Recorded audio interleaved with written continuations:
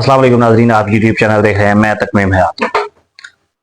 डकी भाई और उनकी अहलिया अरूप जतोई, उनके ऊपर मुकदमा दर्ज किया गया था कि उन्होंने गैम्बलिंग की है, उन्होंने जुए की तशहीर की है। और जिन अफसरान ने मुकदमा दर्ज करके डकी को 22 दिन फिजिकल रिमांड के ऊपर रखा था और उसके ऊपर एक चार्जशीट तैयार की थी, वो खुद इस वक्त FIA के तहवील में है और उनके पास एक बड़ी रकम भी बरामद हो चुकी है।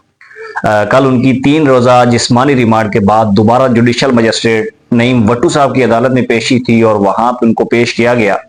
FIA ने वहां पे जो दोबारा दरखास्त दी है कि उनको दोबारा फिजिकल रिमांड दिया जाए और उनसे क्या कुछ बरामद हुआ। सरफराज चौधरी साहब जो टीवी चैनल्स के ऊपर बैठ के, पॉडकास्ट के अंदर बैठ के एक दर्स दिया करते थे कि रिश्वत सितानी, ये जुआ, ये हमारी नस्ल को तबाह कर देगा, उनसे क्या कुछ बरामद हुआ है। और साथ साथ डकी जो कि इस वक्त जेल में है, उसकी जमानत के हवाले से क्या अपडेट है, आपको ये सारी चीजें आज आगाह करेंगे। लेकिन उससे पहले अगर आपने चैनल को सब्सक्राइब नहीं किया तो काइंडली सब्सक्राइब जरूर कीजिए। सबसे पहले बात करें सरफराज चौधरी और उनकी टीम जो इस वक्त FIA की तहवील में है। 3 रोजा जिस्मानी रिमांड के बाद कल उनको अदालत में पेश किया गया था और उनका मजीद 3 दिन का जिस्मानी रिमांड मंजूर हो चुका है। ये सारे 3 दिन के अंदर FIA ने क्या कुछ किया और इस दौरान क्या कुछ बरामद हुआ। टोटल तकरीबन 4 करोड़ 40-50 लाख रुपए NCCIA के 6 अफसरान से बरामद हो चुके हैं और 1 करोड़ 70-80 लाख रुपए जो है वो सरफराज चौधरी साहब जो एडिशनल डायरेक्टर NCCIA थे, जो बड़े दावे किया करते थे, बड़े भाषण और लेक्चर दिया करते थे और कहा करते थे कि वो एक उस्ताद रह चुके हैं, वो पढ़ा चुके हैं बच्चों को और वो अपने मुस्तकबिल को जाया नहीं करना चाहते। वो चाहते हैं कि पाकिस्तान का मुस्तकबिल महफूज हो, पाकिस्तान का मुस्तकबिल महफूज हाथों में रहे और जुए जैसी लानत से, रिश्वत जैसी लानत से महफूज रहे। उनके ऊपर एक जो है वो दरखास्त आई उनके हवाले से और इसकी जब इंक्वायरी हुई तो पता चला सरफराज चौधरी साहब और उनके साथी इस जो है रिश्वतस्तानी के अमल में बराबर के शरीक हैं। फिर इनको हिरासत में लिया गया और जब पहले दिन सरफराज चौधरी साहब को जुडिशल मजिस्ट्रेट की अदालत में पेश किया गया तो एक चीज आपको बता दूं कि उनके हाथ के ऊपर जख्म भी था, उसके ऊपर उन्होंने पट्टी और कपड़ा लपेटा हुआ था, चेहरे पे मास्क लगाया हुआ था। तो जब पूछा गया कि आपके हाथ पे क्या हुआ तो वो कहते हैं जी मैं गिर गया था, मुझे चोट लगी है। और जो मास्क उन्होंने लगाया हुआ था उसके पीछे वो कहते थे कि उनको जुकाम है, इसलिए वो जो है अपने आप को कवर किए हुए हैं। उनको कोई जुकाम बुखार नहीं था। अलबत्ता बेशर्मी, बेहयाई, जो उन्होंने एक बड़ा गुनाह एक अरसे से कर रहे थे उसको कवर कर रहे थे। अब मजीद 3 रोजा जिस्मानी रिमांड पे वो FIA की तहवील में। अब उनको दोबारा से जो है वो कल परसों मंडे वाले दिन जो है वो अदालत में पेश किया जाएगा। अब देखते हैं कि इसमें क्या डेवलपमेंट्स होंगी, मजीद क्या कुछ बरामद होगा, मजीद जिस्मानी रिमांड होगा या फिर जुडिशल किया जाएगा। जहां तक मेरी असेसमेंट है कि सरफराज चौधरी साहब को और उनके साथियों को मजीद जिस्मानी रिमांड के ऊपर दिया जाएगा क्योंकि अभी बहुत कुछ निकलना बाकी है। ये तो 6 अफसरान हैं जिनके घरों से जो है वो तकरीबन 4 करोड़ और इतनी रकम बरामद हुई है, तकरीबन 4.25 करोड़ रुपए की ये रकम है। अभी ये सारा ट्रायल आएगा, इनकी एसेट्स चेक होंगे, इनकी तमाम तरह प्रॉपर्टीज की जो है वो असेसमेंट ली जाएगी, कहां से क्या बनाया, ये सब चीजें निकल के अभी पाकिस्तान की कौम के सामने आएंगी।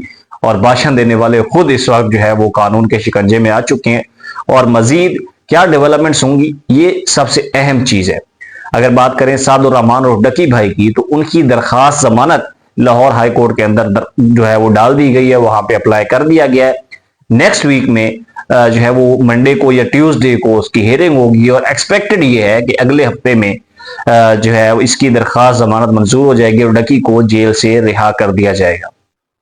अगर जो है वो डकी की जमानत हाई कोर्ट से भी नहीं होती तो ये डकी के लिए एक बड़ा चैलेंज बन जाएगा, उसके लिए एक बड़ा सरदर्द बन जाएगा। लेकिन अभी जो हालात हैं, जो ग्राउंड रियलिटी है और जो फैक्ट्स सामने आ रहे हैं उनको मद्देनजर रखते हुए ये लगता है कि ये जो एक गेम खेली गई है कि डकी का सेशन कोर्ट से भी जमानत दी हुई, जुडिशल मजिस्ट्रेट के पास से भी नहीं हुई और उसके बाद अब हाई कोर्ट जाने से पहले ये सिनेरियो आया कि सरफराज चौधरी साहब के ऊपर मुकदमा हुआ, उनके साथियों के ऊपर मुकदमा हुआ और उस मुकदमे की जो मुद्दइया है वो अरूप जतोई है जो डकी भाई की बेगम है और उसी मुकदमे में वो भी मुलजमाए और अबूरी जमानत के ऊपर है। ये सारा एक खिचड़ी पकी हुई है और उसमें हमारे इन्फ्लुएंसर्स, हमारे सोशल मीडिया एक्टिविस्ट, हमारे जो है वो अफसरान, ब्यूरोक्रेसी वाले, NCCIA वाले सब मुलविस हैं। लेकिन इस वक्त एक सवाल उठाया जा रहा है कि सरफराज चौधरी साहब के जो वकील हैं मियां अली इशफाक साहब, ये इस वक्त तो इनके वकील हैं, लेकिन अगर माजी में जाके देखें, जब एस्ट्रोलॉजी, इकरा कंवल के ऊपर, अरीब के ऊपर, रजब भट्ट के ऊपर, इनके ऊपर मुकदमा बनाया गया है इन्हीं सरफराज चौधरी साहब की जानिब से, तो उनके वकील थे मियां अली अशफाक। अब जब सरफराज चौधरी साहब पे मुश्किल आन पड़ी है तो उनके वकील भी मियां अली अशफाक साहब ही हैं। अब ये कैसे हो सकता है कि चोर का और कोतवाल का दोनों का वकील एक ही हो? तो ये एक बड़ी कंफ्यूजिंग सूरत हाल है। लेकिन मियां अली अशफाक के हवाले से ये कहा जाता है कि वो किसी ऐसे केस में भी हाथ डाल लेते हैं जो मुमकिन नहीं होता, और उस केस में मुलजमान को बरी भी करवाते हैं, जमानतें भी करवाते हैं, केस भी खत्म करवाते हैं, और इसी वजह से उनको एक बड़ा वकील माना जाता है। अब ये सारा सिनेरियो चल रहा है, अरूप जतोई भी जो है वो अभी तक अबूरी जमानत के ऊपर हैं। दकी की जमानत भी जो है वो दायर हो चुकी है। NCCIA के अफसरान इस वक्त FIA की तहवील में, मजीद क्या कुछ बरामद होगा ये एक अहम खबर होगी, आपको जरूर आगाह करेंगे। लेकिन तब तक के लिए इजाजत दीजिए, अपने इस चैनल का ख्याल कीजिए। अल्लाह हाफिज।